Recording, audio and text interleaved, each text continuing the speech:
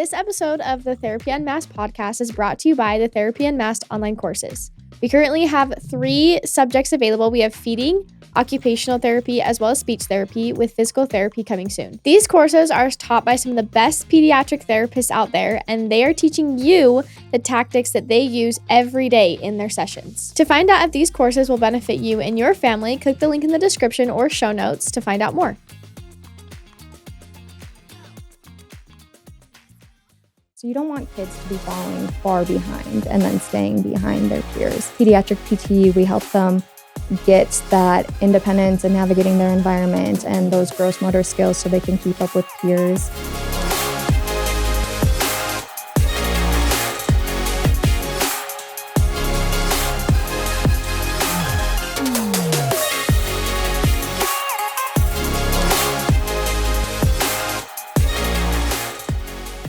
What's up, everybody? Welcome back to another episode of Therapy Unmasked, where we pull back the mask on some of the superheroes here at Ability Innovations and throughout the state who are, helping children overcome these issues that they have with physical therapy, feeding therapy, occupational therapy, and speech therapy. And today we have a really cool guest. Her name is Liz. Hi. And we're also joined by Nick, who's an occupational therapist here and owner of Ability Innovations. Hello, everybody. And Liz is a physical therapist, right? Yeah. Pediatric physical therapist. How long have you been doing that for? This is my first year as a pediatric physical therapist. So first job at Ability Innovations. Where did you go to school? I'm from Minnesota, so it's the College of St. Scholastica up in Duluth. Cool. Mm-hmm. And what were you going to say you have? Oh, I have some experience. I was a therapy aide in a pediatric clinic before this, and I knew this was the setting I wanted to be in, so I'm happy I found it. You picked physical therapy, obviously, and then ended up in pediatric physical therapy. Pediatric Yeah. physical therapy. Is there a reason why you wanted to work with kids versus, taking that other route of just doing regular physical therapy? I've always loved working with kids. I was a gymnast and a gymnastics coach, so I love teaching kids new skills and seeing them progress. And like I said, I was a therapy aide in a Pete's clinic. They were also play-based. It was super fun. I loved seeing the PT, OT, and speech there and just seeing how hard the kids were working but still having fun and progressing. Just amazing. So I knew I wanted to be with kids and in a setting like this. So you had that experience up front. And you're like, this is where I'm going. Yes. That's cool. I think pediatric physical therapy is, and especially in a play-based environment, is very unique because when people think of physical therapy, they think of, I'll just give you an example. So a few years ago, I ended up breaking my leg and I had to get knee surgery. And I had to go to physical therapy for months to figure out how to walk again, and I feel like that's pretty standard for a lot of people in that situation. I feel like you're helping kids overcome daily functions that come normal to other kids, if that makes sense. When it comes to walking or maybe if you're a baby, keeping your head up, stuff like that. Do you want to talk to that a little bit? Sure. So with pediatric PT, it can be like adult PT. We can treat injuries that kids have in a sport or whatever, but mostly it's those gross motor milestones or the physical skills that kids reach at each age. So maybe there's a baby who hasn't learned how to crawl yet or a kid who hasn't learned how to walk yet. We can help them learn that. It's also just helping kids become more independent in their environment. So can they go up and down the stairs by themselves in their house? Can they stand on one foot long enough to get their shoes on and off? So I think most people think about physical therapy as this rehab therapy. It can be, yeah. Yeah, it definitely can be. I mean, we have seen those types of kids here. But yeah, it's definitely more what we call habilitation, right? Yes. Where they're learning it for the first time and you're guiding them into those milestones that they might reach. That's pretty cool. Mm-hmm. That is sweet. That's a good way to look at it because there really is a difference. I mean, like you said, you do help kids who need rehabilitation, but then you also have to help kids who need to learn how to do these tasks, maybe for the first time, or maybe they're just not very good at it. So I think that's a really great way of explaining that to people. So kind of pivoting a little bit more towards you, You chose the play-based approach. How is that different than like other forms of physical therapy? What makes the play-based approach so special? And do you think it's more effective? Physical therapy can exist in so many settings. They're all different. But what I think of as like regular physical therapy is more of a gym setting, and they're doing exercises to increase whatever their deficits are. If it's like strength, balance, coordination, if they have pain, they're helping with that.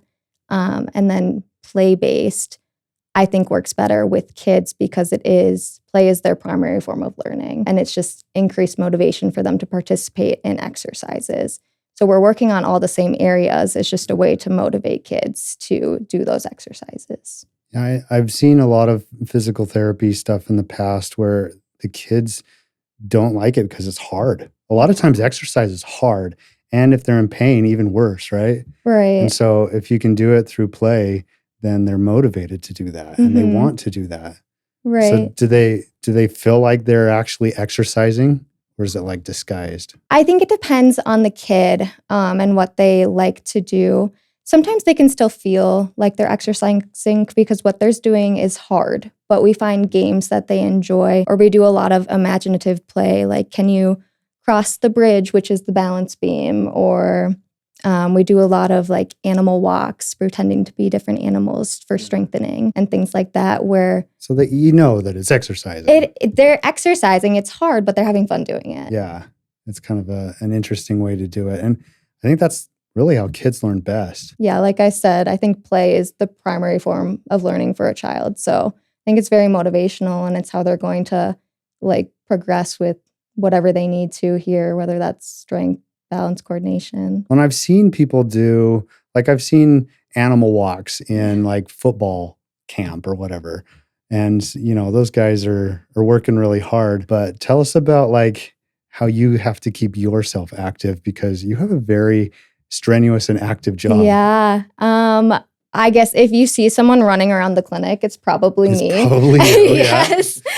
You bring your tennis shoes every day. I do. I'm in tennis shoes. I was in tennis shoes for Water Week. I was ready to run after kids and do all the exercises. I think that's another motivator, is just you don't want the kids to have to be doing these exercises by themselves. A lot of them like need someone to be doing it with them and like through play to help. So that you're engaging with them to their full level. Yes. Does that ever tire you out or wear you out? Yeah. Some days I'm tired when I go home. It's so much fun though.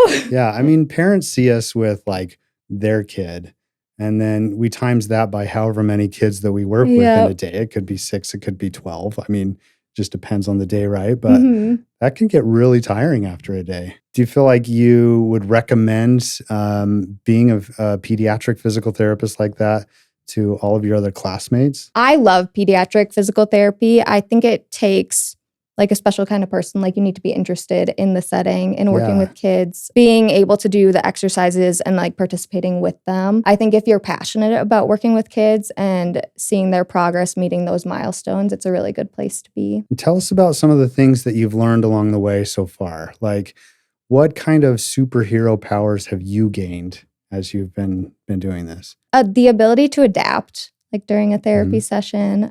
Like a kid decides to do something else and you're like, okay, let's do it. Right. Just on the or fly. Like, and not having a solid plan going into a session, I think is helpful. Like having a general idea of what you want to work on, but kids are motivated by different things every day. They want to play with different things. So just being able to adapt and find exercises that'll benefit them, but are more in the area that they're wanting to be in that day. That's interesting. How do you control a situation like that where let's take the balance beam as an example, where you're trying to work on balance, but maybe the kiddo doesn't really want to be on the beam right now.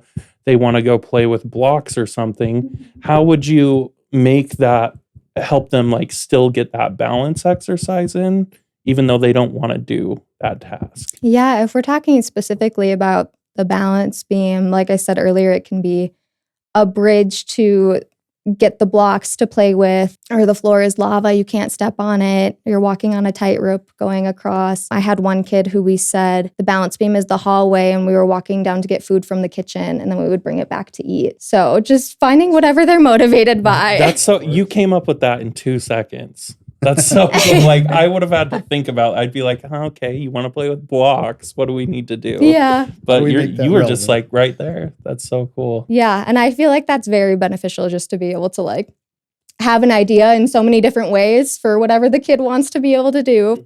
I think one thing also that I'm thinking of is trust that these kiddos have in you. How do you build that trust with them? Because obviously, like we've talked about, like physical therapy can be scary. Like when they're on that balance beam, they might be afraid that they fall. Or I was in Ogden the other day, and there was this girl, and she was on a ramp, and they had put like little sticky toys on the side, and she would walk down and pick them up, and then she had to walk backwards. Yeah. And it was really hard for her to walk backwards, and she was really scared that she would fall. So the physical therapist would keep her hand on the back of this girl just to make sure she didn't fall over. How do you get to a point where the kiddo feels comfortable enough to do these things? I think building their confidence in skills, and there's different levels of assist. So you can start by like either fully assisting them or holding on to both hands and helping them through a task, and then slowly progressing like, oh, maybe we can do it with one hand and you're holding on to something with your other hand. So you're still feeling stable. And then also kind of affirming in them that like they're able to do it. Like, look, you made progress. You only did it with one hand this time, just so they feel confident in what they're able to do. Kind of guide them through that process. Is that something that you kind of explain to parents of what they can do at home? Yeah, what they can do at home. We call them like home exercise programs, but I always tell parents like, oh, if you're able to, you can work on this and it'll really help their progress, because kids normally come one time a week. Like if you're exercising one time a week, it's good, but you're going to see more progress if you're doing things consistently. So it's really important that parents know what they can do to keep helping their children at home. How often are parents like watching your session or engaging in your session so that they know like, oh, I need to hold on to them like Liz is doing? I think majority of the time, like most of the kids I see, the parents will come back and be watching. And then I also try to have open communication with parents. So tell them what we're working on, how they can help them at home, things that can still progress, things like that. Just having like communication between the PT and the parent of how their child is doing, so they really understand what we're working on and that how they can be helpful at home. When you were at your other clinic and you were, an aide or a tech there, did you see a lot of that too, where the parents were coming back into the session or watching the session? No, that clinic actually, it was just the therapist and the children back there. So like the parents stayed in the lobby. I think it's really unique that Ability Innovations has the opportunity, and parents have told me this, that like parents can come back and actually see what we're working on. I think it's super beneficial that they can see and really understand what we're doing in PT, OT, or speech, so they can help their children more at home. Yeah, I agree. I think it's very traditional that, we're doing the therapy and the parents stay out in the waiting room. Right. But at Ability Innovations, we've kind of broken away from that a little bit, and it seems to be working and beneficial, right? Yeah, I think so. When you are building rapport with a kid, you're doing all those things that help them feel safe and help them feel successful. Do you find yourself doing the same thing with parents? Yeah, I think so. Again, communication is key. So just always talking to the parents, seeing if they were able to work on those exercises at home, or if it's something that we can still be working on. If they did work on them, telling them the progress you saw in those skills during the PT session and areas that they can continue working on at home. I think it's been really beneficial, and you can see that with parents. Do you ever have to explain to parents like how the play-based method kind of works? Because when the parent sees you like, pretending to do like animal walks with the kid, do you think they're ever thinking, is that actually helping my kid? Is this just like a waste of time? Or so do you find yourself having to explain that, or do parents tend to understand what's going on? I think it depends on the parent. Some exercises, even though we're doing it through play, you can tell that the kid is working hard and we're working on things. I think it's helpful to explain to the parents why you're doing different exercises or what you're doing through play, just for them to have that understanding and really see where their child's at. Yeah, also like so that maybe they could do it at home with their kid too. Yeah. Eventually. So that's good. Do you have, I did want to ask, do you have any examples at Ability Innovations that have stuck out to you, that maybe you saw like some big change in a kid, or maybe you saw like a big change in yourself by working with a kid? Do you have any experiences like that here? There's so many experiences. I think that kids learning how to walk, especially if they really have like a fear of doing that, just helping them build the confidence and the ability to navigate the world on their own, has been really like eye-opening. And I can see like the benefits of pediatric PT, and I know I want to be in this area. That is so cool. Yeah. Is there like a certain type of kiddo that you really love to work with? Like some people really love working with the babies, right? Or others are like, oh no, I go for toddlers because it's active the whole time. Is there a certain population or a certain I like type the of kiddo? variety. You like all of it? Yes, I like the variety, which we get to see all of it here. Like we can see kids birth through 21 at Ability Innovations. So I think it's fun to be like working with a baby, and then next you have like a 12-year-old and you're working on more of those like big gross motor skills. I think it's fun to be able to do a little bit of all of it, and it helps you not get kind of like tired of only working in one area. What have you found with networking with other therapists, other types of therapists? Yeah, so we have OT, PT, speech, and feeding here. Some of the kids that I see are in all of those services.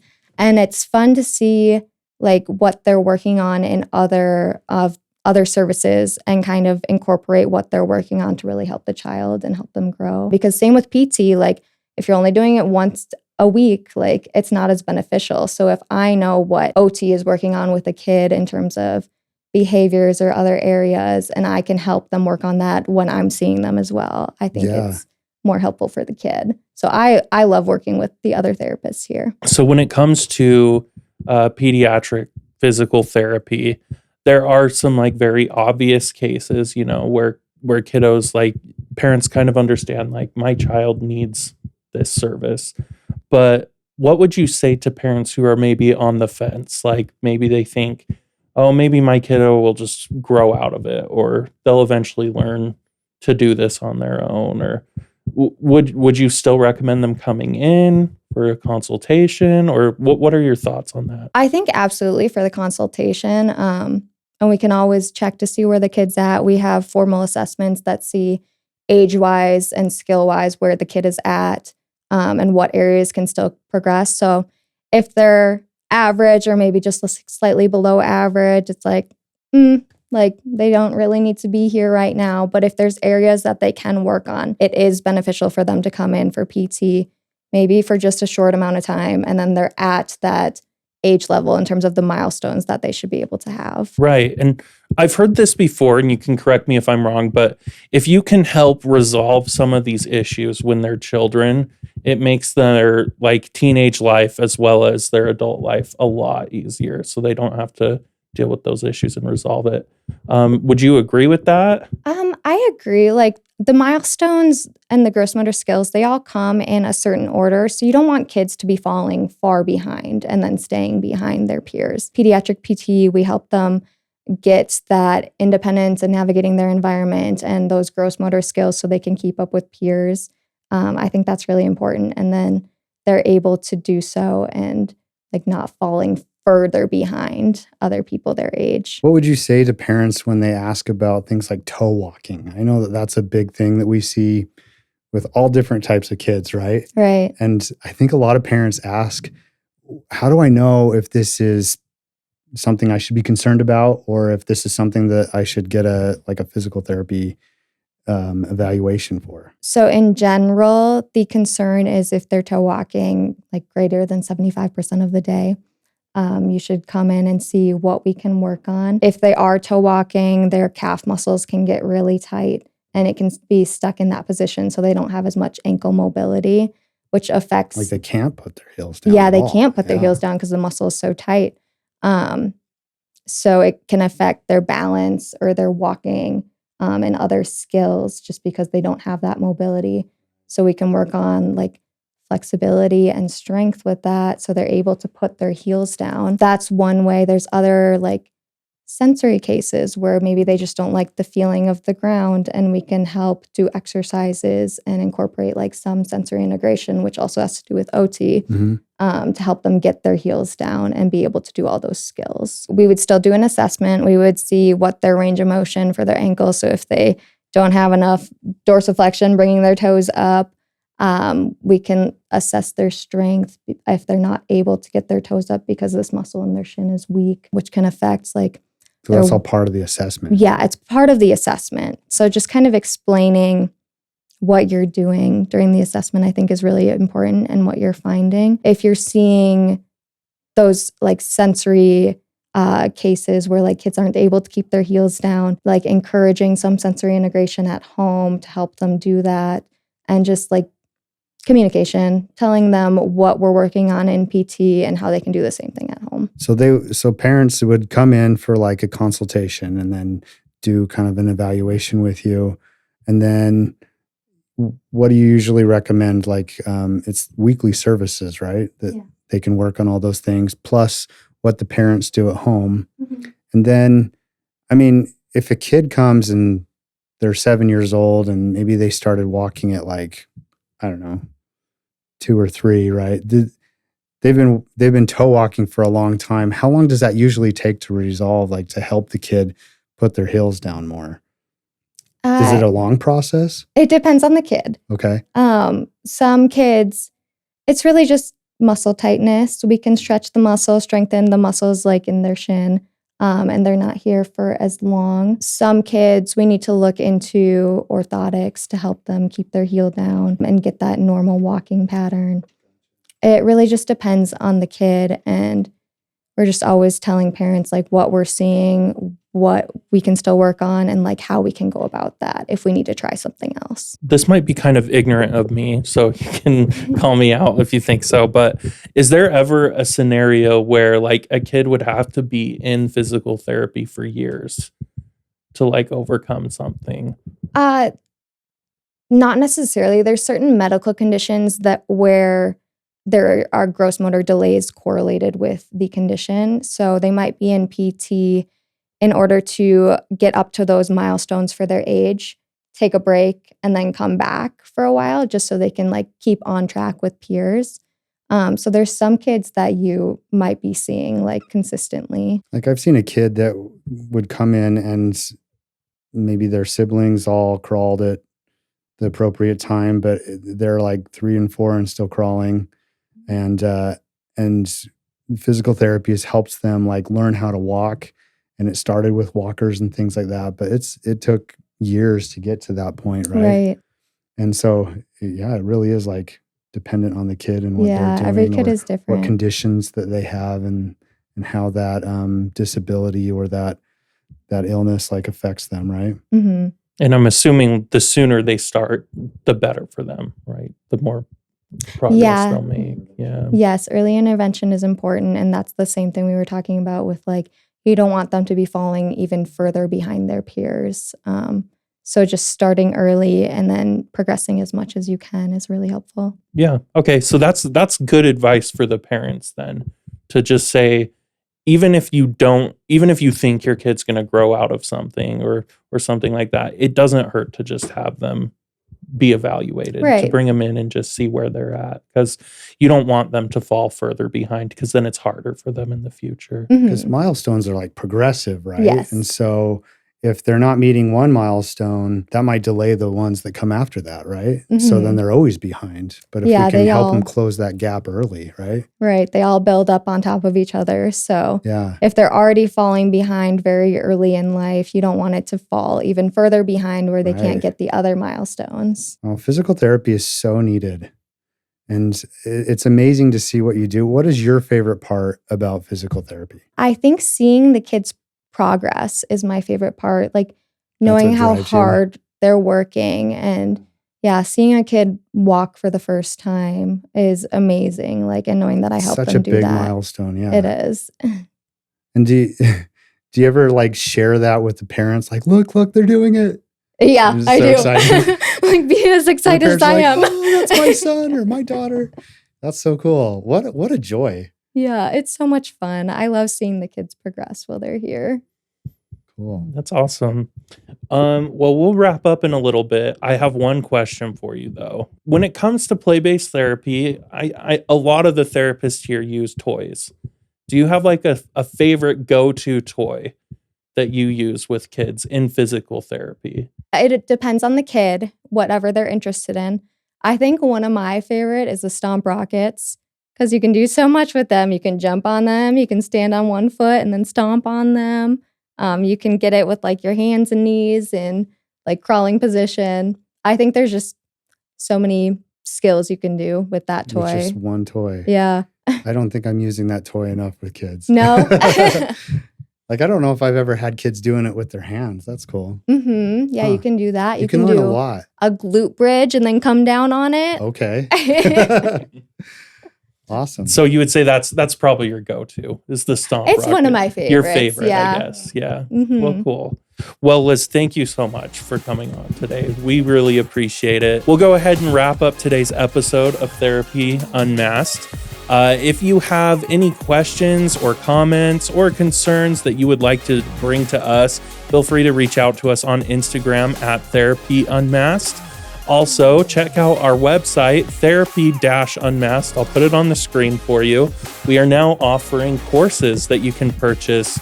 We don't have a physical therapy course yet. We will in the future, but right now we have feeding, speech, and occupational therapy. So see if those are right for you.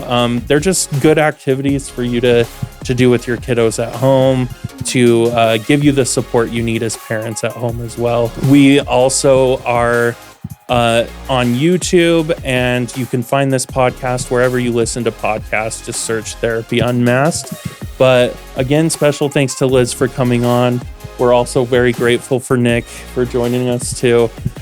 We will see you in the next episode of Therapy Unmasked. Bye. Bye, everyone.